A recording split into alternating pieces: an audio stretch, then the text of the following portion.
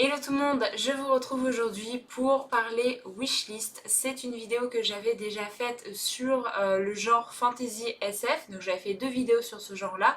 Et là aujourd'hui j'ai décidé de vous parler un petit peu de livres qui sont dans ma wishlist et plus précisément des livres de poche. Alors on va pas se mentir, j'adore acheter des livres grand format parce que c'est vrai que ça fait joli dans la bibliothèque, c'est aussi agréable à lire pour certains livres quand c'est vraiment des grosses briquettes. Mais j'adore également les livres de poche parce que du coup je peux l'emmener avec moi un peu partout et du coup c'est plus pratique franchement on va pas se mentir, le prix est également très avantageux. Du coup voilà, j'ai une wishlist de poche qui est juste complètement déconnée et je souhaitais partager avec vous 12 titres là de ma wishlist poche. Et si jamais vous avez quelques minutes à me consacrer, j'aimerais beaucoup avoir votre avis par rapport à ces livres là.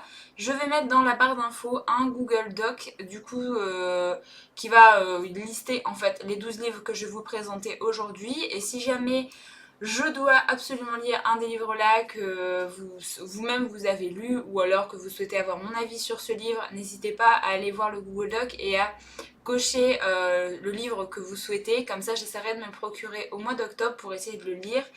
Parce que c'est voilà, c'est tous des livres qui me font très envie, mais comme à chaque fois, eh ben on peut pas tout acheter, on n'a pas forcément la place, on n'a pas forcément le budget, et du coup voilà, je me dis que si je passe à côté d'une petite pépite, j'aimerais beaucoup le savoir, et du coup c'est pour ça que je vous demande votre avis. Alors du coup, comme d'habitude pour ce genre de vidéo, je me suis parée de mon téléphone et je vais vous lire en fait le résumé de chaque bouquin, comme ça vous n'avez pas à aller lire les résumés si jamais vous ne connaissez pas les livres. Comme ça, du coup, ça va vous faire également peut-être connaître certains titres que vous ne connaissez pas. Je vais tout d'abord commencer par un livre de fantasy, c'est L'âge des assassins, donc le premier tome de la saga Le Royaume blessé de R.J. Barker. Du coup, c'est un livre de fantasy. Et pour ce qui est du résumé, Girton est l'apprenti de la plus célèbre criminelle des Terlas et se destine à une prometteuse carrière d'assassin, même si être affublé d'un pied beau corse légèrement l'affaire.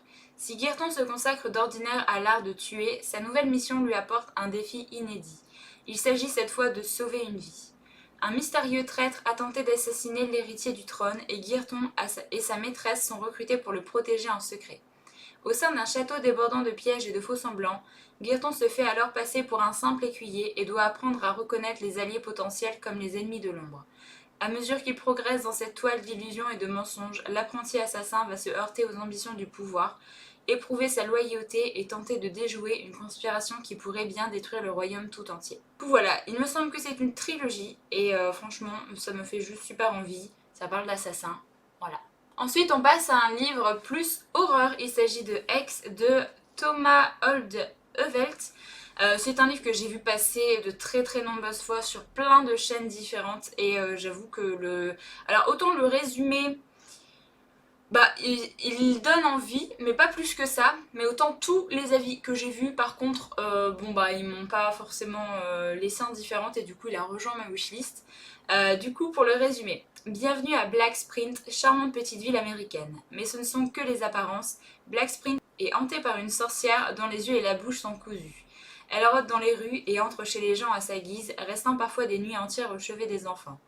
Les habitants s'y sont tant habitués qu'il leur arrive d'oublier sa présence, ou la menace qu'elle représente. Car chacun sait ce qui leur arrivera s'il la touche ou écoute ses chuchotements, et si la vérité sort de son enceinte, la ville entière disparaîtra. Pour empêcher la malédiction de se propager, les habitants de Black Sprint ont développé des stratagèmes et des techniques de pointe. Mais un groupe d'adolescents locaux décide de braver les règles et les interdits et plonge la ville dans un atroce cauchemar. Voilà. Je me dis que ça peut être pas mal de lire un livre comme ça durant le mois d'octobre pour la période d'Halloween. Ça peut vraiment être pas mal. On passe ensuite à un livre qui pour moi se rapproche plus de la SF qu'autre chose. Il s'agit du supplément d'âme de Mathieu Biasotto. Alors, pour ce qui est du résumé, victime d'un accident de moto, Thomas Garnier est à l'hôpital sous assistance respiratoire dans un coma si profond que les médecins envisagent de le débrancher. En réalité, il est coincé entre la vie et la mort dans le supplément d'âme en compagnie d'un étrange gamin. Il a une chance de revenir du côté des vivants à condition de comprendre ses erreurs. De révélation en électrochoc, Thomas recompose la trajectoire de son existence avant qu'il ne soit trop tard. Entre déni et prise de conscience, une seule question le hante, saura-t-il encaisser la vérité? Voilà, j'ai vu de très bons avis sur ce livre-là sur internet parce que je ne l'ai pas forcément vu passer sur Booktube en fait en général, mais en tout cas tout ce qui est comme ça, tout ce qui parle un petit peu de la vie entre la mort, tout ça, moi ça m'intéresse vraiment beaucoup, donc voilà. Ensuite on a Une vie après l'autre de Kate Atkinson qui est un roman, un mélange de roman historique et de SF. Alors, 11 février 1910, Ursula Todd naît et meurt aussitôt. 11 février 1910, Ursula Todd naît et meurt quelques minutes plus tard, le cordon ombilical enroulé autour du cou. 11 février 1910, Ursula Todd naît, le cordon ombilical menace de l'étouffer, mais Ursula survit. Ursula naîtra et mourra de nombreuses fois encore à 5 ans, noyée, à 12 ans dans un accident domestique ou encore à 20 ans dans un café de Munich, juste après avoir tiré sur Adolf Hitler et changé ainsi peut-être la face du monde. Voilà, tout ce que je sais, c'est que notre personnage principal arrive à tuer un personnage historique qui est donc Adolf Hitler pour cette histoire-là et qui du coup va changer notre histoire à nous. Donc voilà, c'est à peu près tout ce que je sais. En tout cas, c'est super intriguant et il a quand même de très très bons avis. Ensuite, ça fait des mois, voire quasiment au moins un an que ce livre est dans ma wishlist. C'est le cycle de Fondation, le premier tome, donc Fondation de Isaac Asimov, qui est un classique de la SF qui me tente mais qui me fait peur également parce que forcément c'est Asimov et du coup forcément je galère à tenter en fait à lire cet auteur tout simplement, donc voilà. En ce début du XIIIe millénaire, l'Empire n'a jamais été aussi puissant, aussi étendu à travers toute la galaxie. C'est dans sa capitale, Trandor, que l'éminent savant Harry Seldon invite la psychohistoire, une science nouvelle permettant de prédire l'avenir. Grâce à elle, Seldon, désolé du coup je dis Sheldon. Grâce à elle, Seldon prévoit l'effondrement de l'Empire d'ici 5 siècles, suivi d'une ère de ténèbres de 30 000 ans. Réduire à cette période à 1000 ans est peut-être possible à condition de mener à terme son projet, la Fondation, chargée de rassembler toutes les connaissances humaines. Une entreprise visionnaire qui rencontre de nombreux et puissants détracteurs. Voilà. Y a pas mal de livres de toute façon de Asimov qui sont dans ma wishlist, mais c'est vrai que le cycle de Fondation est une saga super méga connue, c'est un classique de la SF que j'aimerais vraiment tenter, j'attends juste le bon moment. Alors je sais que c'est très bon et que je risque de passer à côté de quelque chose si jamais je ne le lis jamais, mais je pense pas que ce sera le cas, je pense que je vais finir par sauter le pas. C'est juste que c'est tellement un monsieur en fait dans la SF que du coup j'ai peur de pas forcément tout comprendre. Pourtant j'ai quand même lu de bons avis et j'ai vu que les gens disaient que il fallait pas avoir peur et que voilà, c'était quand même accessible et que c'était pas quelque chose de trop compliqué à comprendre ou des choses comme ça. Du coup voilà. On passe ensuite à un livre que je pense beaucoup de personnes connaissent parce qu'il est sorti en poche il n'y a pas si longtemps que ça. Il s'agit de Circe de Madeline Miller. C'est un livre qui est plus... En fait c'est plus un peu de l'historique, un peu du contemporain, mais il y a également une part de magie dedans. Du coup, c'est un mélange de plein de genres et il me tente vraiment beaucoup.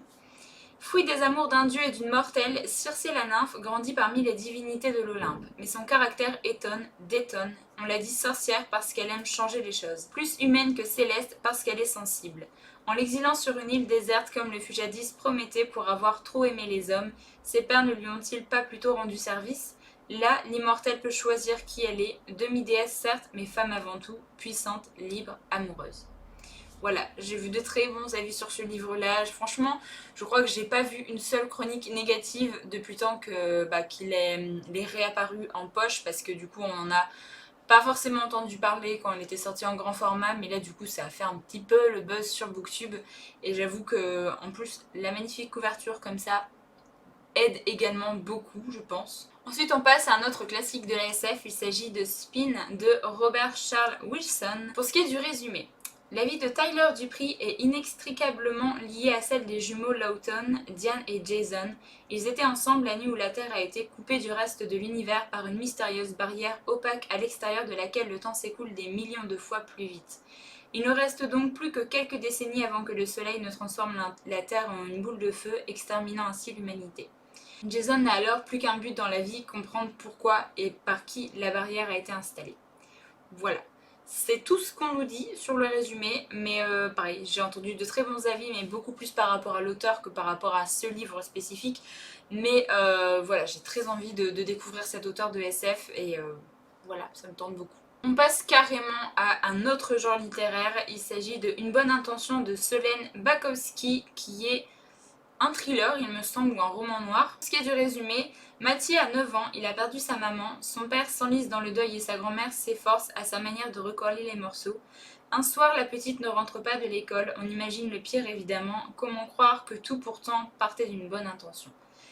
Alors le résumé à l'arrière ne dit absolument rien, hein, on est d'accord, mais j'ai vu que de bons avis en fait sur ce thriller là, je sais pas pourquoi, mais voilà, il a fait... Genre là en fait je lis les résumés sur Amazon, le livre est à 183 personnes qui ont voté, il est à 4,5 sur 5, pour un thriller c'est juste énorme. Donc voilà, moi il me tentait énormément et pareil j'ai jamais rien lu de cet auteur, donc je me dis que ça peut être super sympa à découvrir. Un autre thriller, il s'agit de Tout ce qu'on ne s'est jamais dit de Céleste NG. Alors, 1977, Ohio. Lydia Lee, 16 ans, est une élève et une fille modèle. Elle est le plus grand espoir de son père, d'origine chinoise, qui projette sur elle ses rêves d'intégration, et de sa mère qui espère à travers elle accomplir ses ambitions professionnelles déçues. Mais à quoi rêve Lydia en secret ? Lorsque la police découvre son corps au fond d'un lac, la famille Lee, en apparence si soudée, va affronter ses secrets les mieux gardés, car plus rien ne sera pareil. La disparition de Lydia vire soudainement à l'autopsie familiale. Connaît-on jamais vraiment ses proches ? Voilà, ça m'a l'air d'être un thriller vraiment basé sur la psychologie des personnages et vraiment sur l'aspect familial de la chose. Du coup, je me dis que ça peut être très sympa et j'ai entendu de très bons avis sur cette autrice. Du coup, voilà, j'ai très envie de la découvrir. On repasse à de la SF, donc c'est Les Plus qu'Humains de Theodore Sturgeon, voilà. Alors, pour tout seul, idiot, congénital et analphabète, la vie n'est qu'une fuite éperdue, loin du regard des hommes. Il ne s'arrête que pour mendier ou dérober de la nourriture avant de trouver un jour refuge au cours de la forêt. C'est là qu'il va construire la plus étonnante famille qu'on puisse imaginer, avec un groupe d'enfants aux dons étranges. Autant de personnalités que rien ne destiné à se rencontrer, mais qui ensemble forment les plus qu'humains, une entité presque parfaite d'un ordre supérieur. Voilà, c'est... Je sais pas, moi ça me tente énormément, on va parler d'enfants qui ont des sortes de pouvoirs. Du coup, moi, voilà, faut pas m'en dire plus, moi ça me tente énormément. L'avant-dernier livre que j'ai à vous présenter, c'est Tous nos contretemps de Hélène Mastaille, publié chez Folio SF, donc c'est encore de la SF, hein, voilà. Dans le monde de Tom Barren, la technologie a mis fin aux maux de l'humanité. Il n'y a plus ni guerre ni pauvreté et les avocats sont toujours mûrs à point. Mais Tom n'est pas heureux, il a perdu la fille de ses rêves. Et que fait-on quand on a le cœur brisé et qu'on dispose d'une machine à voyager dans le temps ? Une connerie monumentale. Tom est désormais piégé dans un monde terrifiant qui n'est autre que le nôtre et cherche désespérément à réparer son erreur pour rentrer chez lui. Jusqu'à ce qu'il découvre des versions bien plus plaisantes de sa famille, de sa carrière et de la femme de sa vie. Doit-il revenir à son existence parfaite mais solitaire, ou bien rester dans notre réalité chaotique auprès de son âme sœur ? Voilà, en fait après c'est... À chaque fois ils mettent une petite phrase à la fin des résumés en mode un roman étonnant, machin. C'est un peu chiant quand même, hein. Du coup voilà, c'est un autre livre de SF qui me tente énormément. Moi on parle de voyage dans le temps, du coup voilà, ça me tente toujours. Et pour ce qui est du dernier livre que j'ai à vous présenter, c'est Celle qui a tous les dons de M.R. Carré. Et c'est un livre qu'on a vu quand même pas mal passer sur Booktube, sur Instagram ou des choses comme ça. Chaque matin, Mélanie attend dans sa cellule qu'on l'emmène en cours. Quand on vient la chercher, le sergent Parks garde son arme braquée sur elle pendant que deux gardes la sanglent sur le fauteuil roulant. Elle dit en plaisantant qu'elle ne les mordra pas, mais ça ne les fait pas rire. Mélanie est une petite fille très particulière. Voilà. Pour ce qui est du résumé, c'est tout, mais il me semble que voilà, elle a des dons, ou c'est une sorte de créature ou quelque chose comme ça. Du coup voilà, c'est à peu près tous les livres que je vais vous présenter là dans cette vidéo, parce que bien entendu j'en ai beaucoup d'autres dans ma wishlist, surtout pour les poches, parce que bon, j'ajoute toujours dans ma wishlist en poche parce que je me dis bah c'est pas si cher et tout, ça vaut le coup, et au final bah voilà, on peut pas tout acheter quand même. Donc voilà, si jamais ça vous intéresse, n'hésitez pas à aller voir dans la barre d'infos pour m'aider à choisir peut-être mon prochain achat en poche. Je vous mettrai bien sûr le lien du Google Doc du coup dans la barre d'infos. La vidéo est maintenant terminée, je vous remercie de l'avoir regardée, j'espère qu'elle vous a plu. Moi je vous retrouve très bientôt dans une nouvelle vidéo, donc en attendant, prenez soin de vous.